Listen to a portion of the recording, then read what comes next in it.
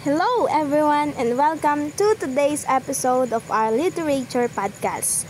I'm your host, Jenny Acosta, and in this episode, we'll be exploring the captivating and emotional novel Memoir of a Geisha by Arthur Golden, a story that takes us deep into the hidden world of Japan's geisha culture filled with beauty, struggle, and resilience.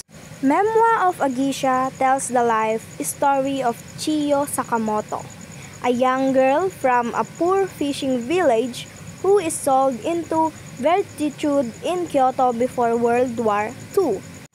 There, she is trained to become a geisha, taking on the new name Sayori.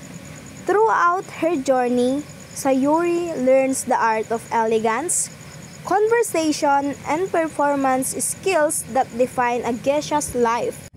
However, behind the charm and glamour lies a story of hardship, sacrifice, and emotional endurance. Sayuri struggles with love, jealousy, and the rigid traditions of her world, especially her deep, unspoken affection for the chairman, a man who becomes the symbol of her hope and perseverance. So this is the analysis of this story. The first one is feminism. The whole story is about women who have to fight, manipulate, and use their beauty and talent to gain power in a male-dominated society. Their job is to entertain men, and their financial life is controlled by men. The book focuses heavily on the exploitation and the limited choices given to girls like Sayuri.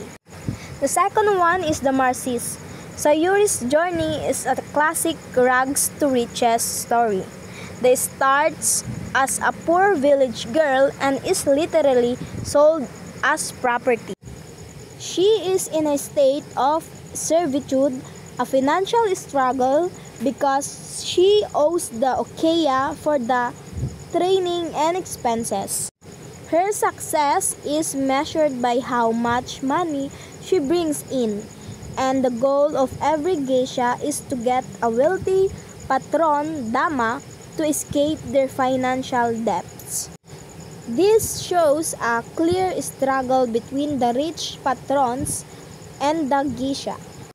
That's all, everyone.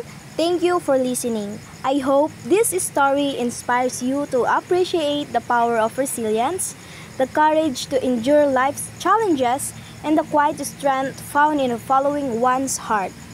Once again, this is Jenny, and this has been another episode of our literature podcast. See you next time.